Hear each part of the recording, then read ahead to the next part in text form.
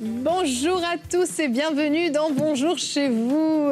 Alors aujourd'hui, on parle de réveil, comment se connecter à l'esprit de réveil. Et c'est le thème préféré de Frank, on le sait. Je ne sais pas si c'est le thème préféré de notre invité, Jean-Luc, ça va bien?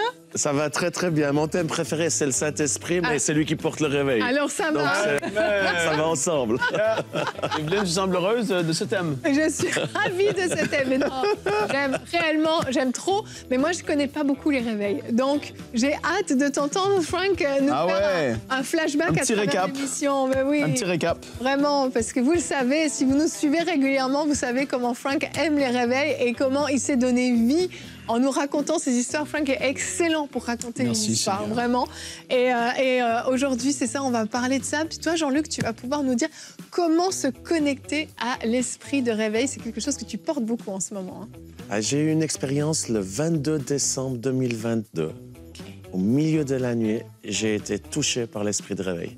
Je connais le Saint-Esprit, je connais la puissance, la présence, le feu, mais l'esprit de réveil, je ne le connaissais pas vraiment.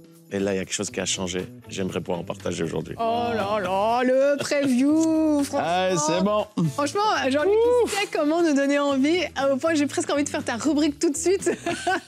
On va garder un peu de suspense, parce que Frank aime le suspense. Allez, on va commencer. Ouais. Et on va revenir un petit peu, on va remonter un petit peu le temps avec Frank dans la pensée du jour.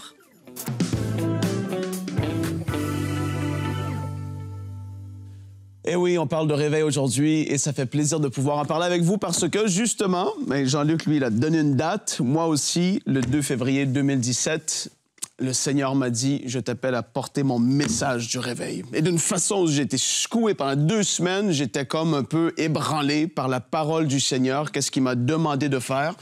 Et puis, j'ai commencé à creuser davantage parce que ça m'intéressait déjà. Tout ce qui était réveil, la puissance de Dieu, c'est dans la famille. Et puis, on croit en Jésus qui est vivant et qui agit.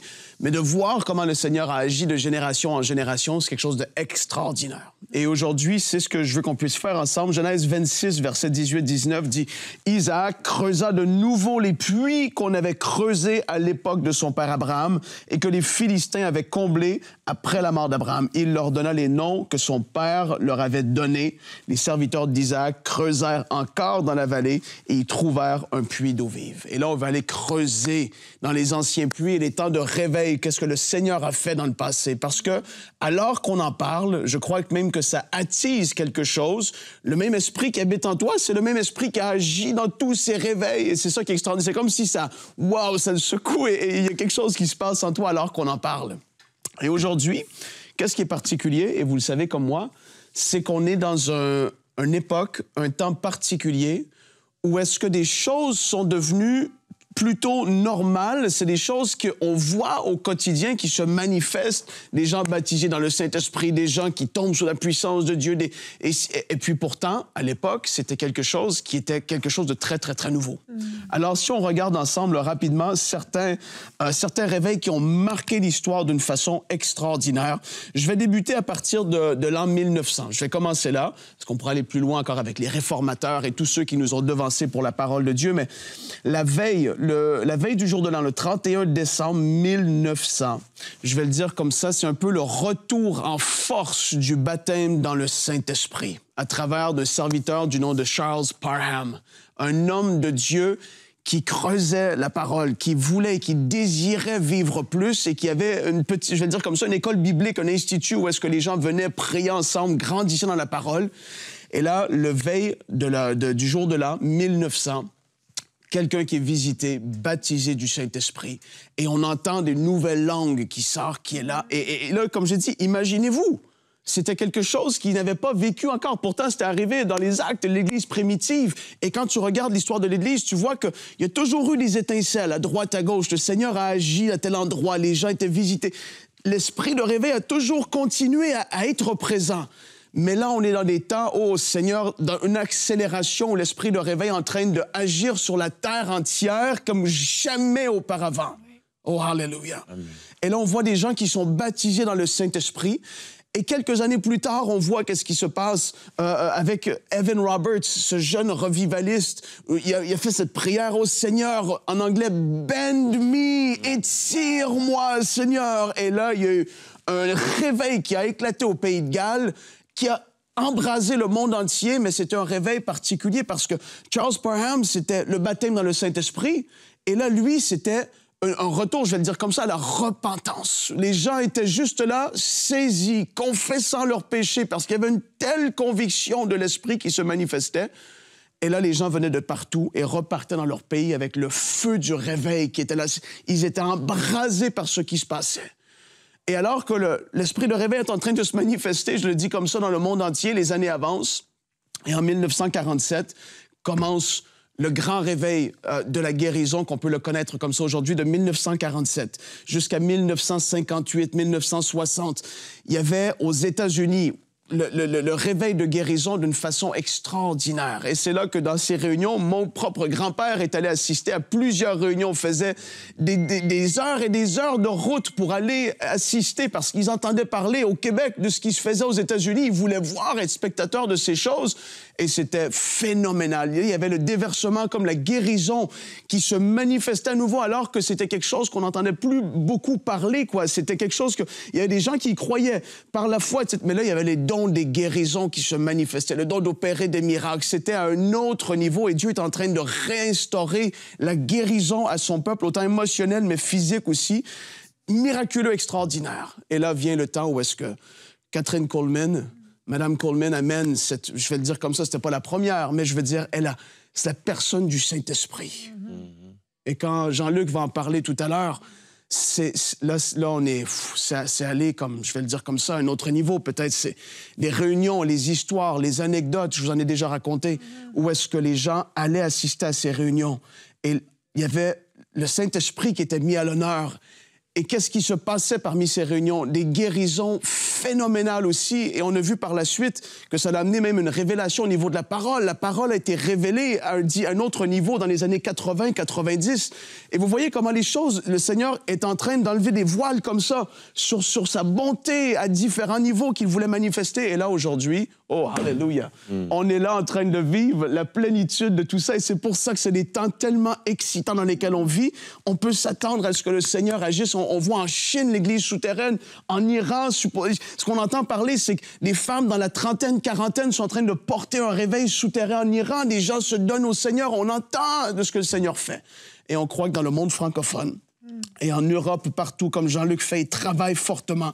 En Amérique du Nord, en Amérique latine, on est en train de voir le Seigneur manifester sa bonté. Une grande moisson est en train d'avoir lieu et on croit que ça va s'accélérer. C'est juste comme le début de quelque chose qui se passe. En tout cas, c'est comme ça que je le sens et que je prie, et de tout mon cœur, je prie que ça puisse s'accélérer d'une façon tellement glorieuse et que le Seigneur puisse utiliser des hommes et des femmes qu'il a appelés pour porter ce message et une onction forte dans ces temps dans lesquels on vit, parce qu'autant que le diable veut amener quelque chose sur la terre, on sent que l'Esprit de Dieu, toujours plus fort et plus puissant, va faire un chemin jusqu'au glorieux retour de Jésus. Oh, Seigneur, alléluia.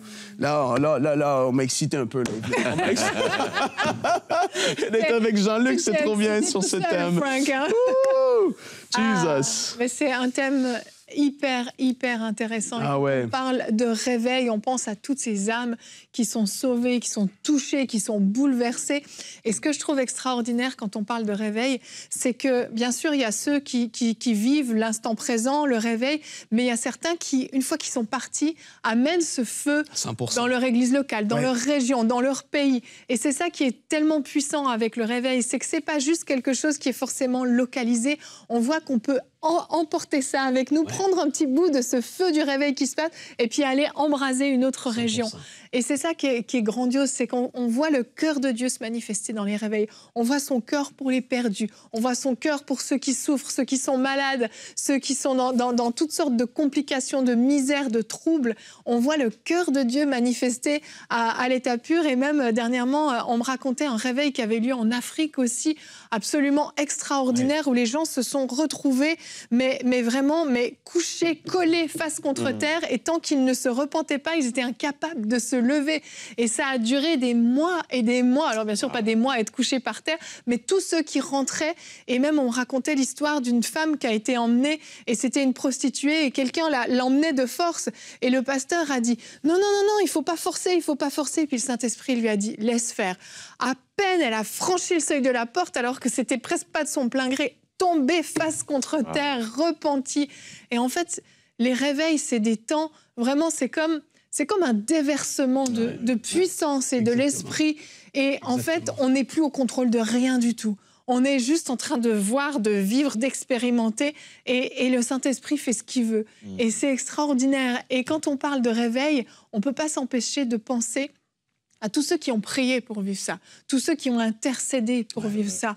Et la Bible nous encourage à être des intercesseurs.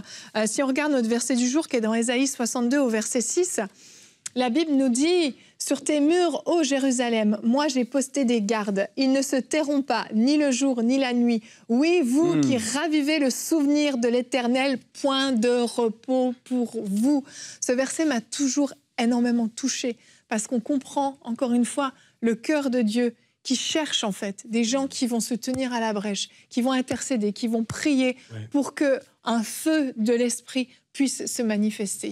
Amen. Et ça, ce que tu viens de dire, c'est au fait un des ingrédients essentiels de tous les réveils. Alors moi, quand je t'entends, Franck, moi j'explose, je suis là, je vis pour le réveil, je suis créé pour le réveil. Comme nous sommes créés, vous êtes créés, on est dans une génération, dans une saison, je dirais même une nouvelle ère, où on va avoir un réveil mondial. Jésus, il revient bientôt, c'est pas... Il reviendra dans 100 ans, on ne sait pas la date, mais la réalité, c'est qu'il revient bientôt. Amen. Et ce qu'il a promis, c'est qu'avant qu'il revienne, il va déverser son esprit sur toute chair.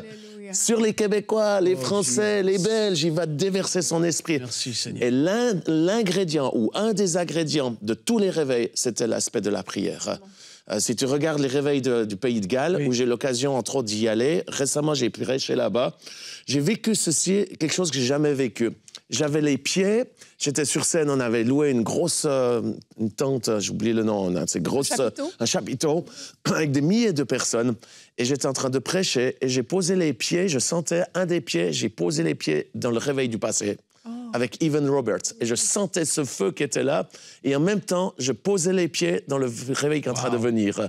Et j'étais là. Et je peux te dire, le réveil qui est en train de venir, il est 100 fois mieux que les réveils passés. Il y a quelque chose de beaucoup plus puissant. Mais tel que le Pays de Galles, ça a débuté comment? C'était avec des hommes et des femmes, des jeunes, qui avaient faim et soif, qui étaient désespérés de Dieu, dans une région qui était tellement noire, tellement ténébreuse. Ils ont commencé à crier à Dieu, à prier. Et le réveil du Pays de Galles est marqué pas par des prédications, combien même Evan Roberts est un prédicateur, mais c'est par les réunions de prière. Les gens venaient aux réunions de prière et se convertissaient aux réunions de prière. Et c'est ce que Léonard Ravenville disait, c'est que ce qui crée l'atmosphère de réveil, c'est la prière. Et c'est vraiment la chose clé. Si mon peuple s'humilie, prie, cherche ma face, j'enverrai la guérison, je guérirai le pays. Amen. Et la prière, c'est vraiment un ingrédient essentiel. Amen. Amen, amen. Un homme de Dieu, un homme de réveil aussi, Lester Sumrall, a dit, et il disait... J'ai eu l'occasion de rencontrer. Ah, c'est vrai? Oh, c'était la foi en personne. Ah oui, hein, c'était un homme comme ça, quoi. La foi, la parole, ce que Dieu a dit. Et d'ailleurs, les gens voulaient... Et moi, je ne l'ai pas rencontré, mais c'est tellement bien que tu l'aies rencontré. On en parlera après, hors caméra. Alléluia! Mais il avait dit, moi, je veux être... Et en plus, il parlait, tu vois, durement. Et quand tu entends même ses enseignements aujourd'hui sur YouTube, il est un peu comme ça. Il dit, moi, je veux être là où il y a le réveil. Si le réveil est en Afrique, je vais en Afrique. S'il est là, je vais en fait. Il voyait, il comprenait. Et pour lui, l'important, c'était de pouvoir être là où Dieu agissait, de voir ce qu'il faisait et de tremper dans l'atmosphère de réveil qui se manifestait à cet endroit. Et ça, c'est particulier. On ne sait pas comment le Seigneur, tu vois, dans l'esprit, tout, comment que les choses se font, mais on sent même que dans ces temps dans lesquels on est, il y a quelque chose de fort qui est en train de se faire par rapport à la francophonie. Je crois que le Seigneur va réveiller le monde francophone dans ces derniers temps et je crois qu'il peut utiliser le monde francophone pour même être comme les regards du monde peuvent être tournés sur la francophonie alors que ça a été quelque chose qui a été souvent méprisé ou se dire, bon, c'est pas les États-Unis, c'est pas... Mais le Seigneur, sur toute la terre, comme Jean-Luc le dit, va le faire, mais le temps est venu aussi pour que les nations francophones le vivent d'une façon glorieuse. Amen. Merci, Seigneur. Et on a tous soif quand on entend tout ça et on veut savoir, Jean-Luc, comment se connecter à cet esprit de réveil. Qu'est-ce que tu as vécu ce 22 décembre 2022? Wow. Alors, on continue cette émission avec la rubrique Conseil du coach.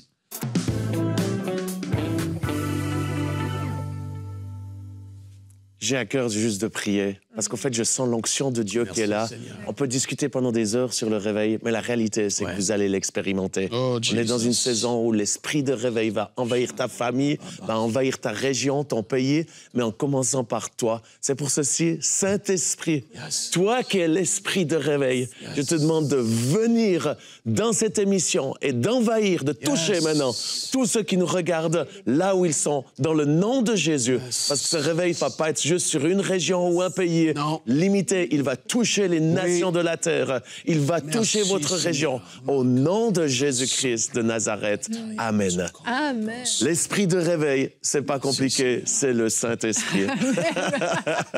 C'est comme ça que le premier réveil a réellement s'est manifesté. Alors, dans l'Ancien Testament, on voit des manifestations de Dieu, telles que Élie, quand il invoque, et on en parlera dans la prochaine émission, de l'importance de ce feu. C'est le Dieu qui répond par le feu, c'est le vrai Dieu.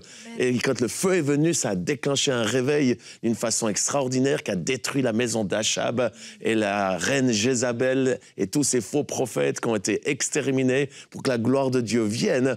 Mais si on va vraiment là où un vrai réveil, comme on le comprend aujourd'hui, c'est le jour de la Pentecôte. Amen. C'est quand le Seigneur a envoyé son Saint-Esprit sur ses 120 disciples qui étaient dans la chambre haute. Et c'est ce que j'aimerais vous encourager, c'est de créer dans ta vie, dans ton lieu, dans ta maison, dans ton église, une chambre haute où tu es là dans l'unité avec les autres, à prier, à intercéder, à crier à Dieu et à dire « Seigneur, visite-nous, manifeste-toi ». Ou comme Evan Roberts qui disait « Courbe-moi, brise-moi, que la gloire de Dieu puisse se manifester ». Et c'est ce merveilleux Saint-Esprit qui va venir. Mais le Saint-Esprit, c'est comme... c'est Dieu, mais qui a plusieurs aspects. Et c'est toujours ce que je dis, quand, entre autres, quand j'enseigne sur la guérison. Si on veut vivre la guérison, il ne faut pas se connecter à Jéhovah Shalom, qui est le Dieu de la paix. Combien même il est le Dieu de la paix qui veut amener la paix. Mais si vous êtes en face d'un malade, eh bien, il faut se connecter à Jéhovah Rapha, celui qui est la guérison. Et puis, le réveil, eh bien, c'est la même chose. C'est en relation avec le Saint-Esprit qui est le consolateur, c'est lui qui est l'esprit de douceur, l'esprit de la joie, de la paix. Mais aussi, c'est cet esprit qui ramène la vie là où il y a la mort. C'est cet esprit qui permet qu'il y a le réveil qui se passe. Et le réveil, c'est la chose la plus merveilleuse. Et je me souviens justement, à cette période de 2022, normalement, je débute toujours l'année dans la prière et le jeûne, que je fais chaque année. Et je l'ai fait en 2023. Mais 2022, j'avais l'impression, parce que j'ai tellement faim et soif comme vous, c'est de voir un vrai réveil, moins de blablabla, moins de théorie, mais un vrai souffle de Dieu qui vienne et qui nous saisisse. Et puis j'étais là dans cette dernière période de l'année, avant les fêtes, à prier et à jeûner. Allô, chercher Dieu, dire Seigneur, je veux ce réveil. Et puis là, le 22 décembre 2022, c'était au milieu de la nuit, vers les 3 heures du matin, j'ai été saisi par cet esprit de réveil que je ne connaissais pas. Et quelque chose qui m'a chamboulé, est venu en moi et qui fait qu'aujourd'hui, mon message a changé. Ce que je communique, transmets là où je vais, il y a quelque chose qui fait qu'il y a quelque chose qui va bouger. Et aujourd'hui, partout où on va, qui n'est pas lié à moi, mais qui est lié à cet esprit de réveil, fait que le réveil se déclenche. Et si vous allez regarder sur mes réseaux sociaux, vous allez voir, tous ces derniers mois, partout où on va, il y a quelque chose qui est en train de se passer. Et ce n'est pas juste dans une église ou avec une dénomination, c'est lié à ce Saint-Esprit qui veut se révéler, qui veut déployer une de ces attributs, un de ces ingrédients, qui est cet esprit de réveil, qui fait que tu vas dans n'importe quel lieu. Je reviens de l'Italie. L'Italie, c'est un des pays, c'est juste avant que je vienne ici sur le plateau, c'est un pays qui était dur pendant des années. Les églises, c'est 30, 50 personnes, très noirs, très religieux.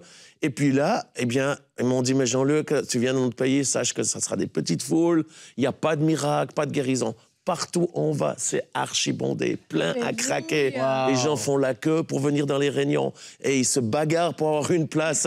Et c'est l'Esprit de Dieu qui agit, des guérisons extraordinaires, des gens qui se convertissent. Pas seulement dans les réunions, dans les restaurants, dans les autres endroits. Et je vois ceci aujourd'hui, je suis là pour témoigner de ce que je vois, notamment en Europe.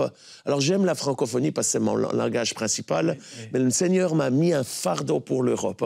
Comme il a mis un fardeau à Reinhard Bonnke pour l'Afrique, mon fardeau est vraiment pour l'Europe. Combien même, on en parlera aussi demain, je crois vraiment que Dieu veut secouer l'ensemble des nations. Amen. Et en étant co-président de la Global Evangelist Alliance, c'est le feu va débuter dans toutes les nations de la terre. Alléluia. Mais les témoignages, c'est, je pense par exemple à Prague, on a loué la plus grande discothèque de l'Europe. 1500 jeunes entassés.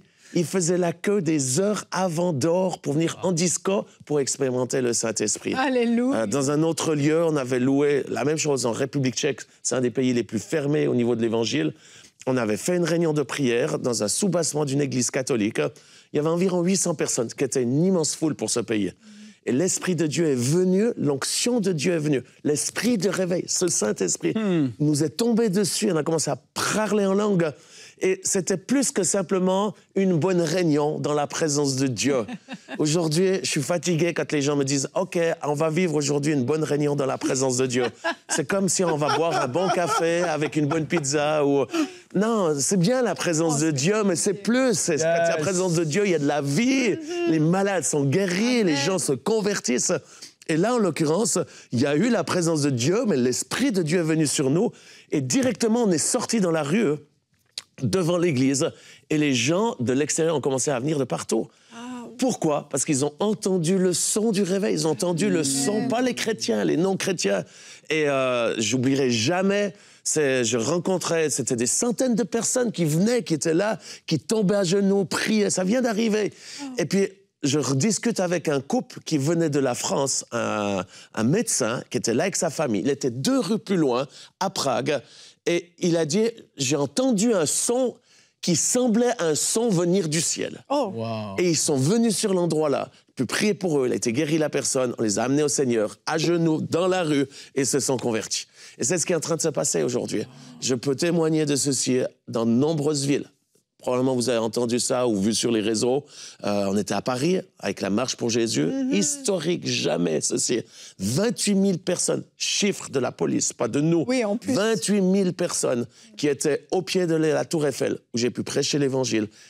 Tant de personnes se sont données à Jésus-Christ, guéries, baptisées du Saint-Esprit. Wow. Ensuite, on est parti avec les camions dans la rue de Paris. Et sur chacun des camions, il y avait un groupe de louanges. C'était pas juste une bonne marche pour Jésus, on revendique Jésus. C'est l'esprit de réveil qui est en train de venir et de toucher. Je me souviens, les gens dans les hôtels, sur les places, vers les brasseries, être touchés par la puissance du Saint-Esprit d'une façon glorieuse. Puis aujourd'hui, je peux dire, ben voilà, des foules extraordinaires. Trafalgar Square. Jamais une foule aussi grande. Ça vient d'arriver, ceci, il y a quelques mois, c'était au mois d'avril, 70 000, 70 000 pour les Suisses. 70 000 personnes dans la rue pour entendre l'Évangile. Même du temps de Billy Graham, c'est pas arrivé. Le jour de la Pentecôte, cette année, en Hollande, pas de stade assez grand pour contenir la foule. C'était à l'extérieur, le jour de la Pentecôte. Et pas seulement des pentecôtistes charismatiques bruyants. Non, non, des protestants, des catholiques, des gens qui ont faim et soif de Dieu. Amen. 60 000 personnes. Vous pouvez aller regarder sur les réseaux sociaux. Et l'Esprit de Dieu est venu, pas juste avec un petit peu une douceur, ceci, mais avec ce feu du réveil qui a secoué. Et aujourd'hui, si vous allez dans de nombreuses villes, le résultat, c'est pas juste une bonne conférence, c'est que les gens annoncent l'Évangile, ils amènent les gens au Seigneur. Vous allez aujourd'hui en Hollande, dans la plupart des villes, c'est des groupes qui sont en train de prêcher l'Évangile dans les rues, sur les places. Un puissant mouvement du Saint-Esprit. Et c'est ça que j'aimerais encore plein d'autres témoignages. Benfica Stadium, 45 000 places qui ont été liquidées en moins d'1 heure au Portugal. Oh. Ça n'existe pas, ça ne s'est jamais fait. Et on voit ceci un petit peu partout. Je vous parlerai demain du El Salvador. 30% de la population a entendu l'Évangile en 3 mois. Comment? C'est avec cet esprit de réveil. Et j'aimerais vraiment encourager chacun d'entre vous à vous ouvrir au Saint-Esprit, pas juste pour des petits câlins, et puis d'être encouragé parce que vous êtes découragé, et puis d'avoir de la motivation qui vient sur vous, mais d'avoir ce qui a créé la première Église, c'est cet Esprit de Dieu qui vient sur nous et qui nous amène cet esprit de réveil pour voir la gloire de Dieu et Jésus va revenir. Amen. Oh là là là là. Jean-Luc, tu nous donnes soif. On a envie d'être demain, là, maintenant, en fait. On veut continuer. Jean-Luc, tu veux prier encore pour les gens qui suivent, qui n'ont jamais expérimenté une rencontre forte avec le Saint-Esprit? Peut-être à la maison, si tu voudrais prier tout de suite. Avec grand plaisir. Premièrement, si vous n'avez jamais donné votre vie à Jésus, invoquez son nom, dites-lui, Seigneur, sauve ma vie, je m'ouvre à toi. Mais surtout, chacun d'entre vous, je te demande, Père, maintenant, de venir sur chacun d'eux avec ton merveilleux Saint-Esprit, mais qu'ils puissent aussi expérimenter maintenant cet esprit de réveil. Pas juste des petits câlins, des petits trucs chrétiens qui sont là, qui fait qu'il n'y a rien qui bouge, mais qui, au fait, aujourd'hui, tu veux transformer nos vies à ce que nous devenons des flammes de feu. Et je te prie vraiment que maintenant cet esprit de réveil puisse descendre sur chacun d'entre nous, que ton Saint-Esprit puisse envahir les foyers, envahir les églises, et que les personnes, vous qui nous regardez, puissiez être saisis en pliant le genou. L'ingrédient principal, et je termine par ceci, je pense que c'est le cadeau le plus précieux que Dieu peut nous donner, c'est la faim et la soif. La faim et la soif, c'est l'ingrédient que je vois partout aujourd'hui, et surtout sur la génération Z. Eh bien, aujourd'hui, je libère cette faim et cette soif sur ta vie. Tu es faim et soif de plus de Dieu, faim et soif de la parole de Dieu, faim et soif de la présence de Dieu, de la gloire de Dieu, et que faim et soif de voir un vrai réveil dans ta région. Je libère cette faim et cette soif qui m'a saisi depuis quelques années, et je libère ça sur vous au nom de Jésus. Amen. Amen. Alléluia. Merci Seigneur. Merci à toi aussi, Jean-Luc. Et je vous rappelle le premier point que tu as partagé dans ta rubrique, d'avoir une chambre haute. Et je crois que certains d'entre vous, vous venez d'expérimenter quelque chose, vous êtes connectés à quelque chose que vous n'aviez jamais vécu auparavant. Vous sentez à l'intérieur de vous, dans votre esprit, c'est comme si ça bout en fait. Il y a une flamme qui est en train de prendre place. Devenez vraiment des intercesseurs. Passez du temps à appeler ce réveil à venir dans votre région, dans votre pays. Appelez ce réveil à venir. Tenez-vous à la brèche. Le Seigneur prépare quelque chose de grand. Je suis tellement d'accord avec tout ce qui a été dit. Et nous devons nous tenir prêts. Soyons de ceux qui allons être des acteurs concrets dans la prière pour appeler ce feu du réveil à se manifester. Alléluia. Et bien demain, on parle du feu du réveil, vous l'aurez compris. Hein. C'est pas fini. Je vais préciser. On va voir l'importance de tenir prêt. On va parler de ce que tu vis encore, de ce que tu expérimentes dans ton ministère. Et puis, on va voir vraiment cette nécessité d'être prêt. Parce que oui, il y a quelque chose de grand qui arrive. Alors demain, connectez-vous avec nous. Je vous souhaite une très belle journée, très belle soirée, peu importe l'heure à laquelle vous nous suivez. Et on se retrouve demain. Bonjour chez vous. Et pas seulement...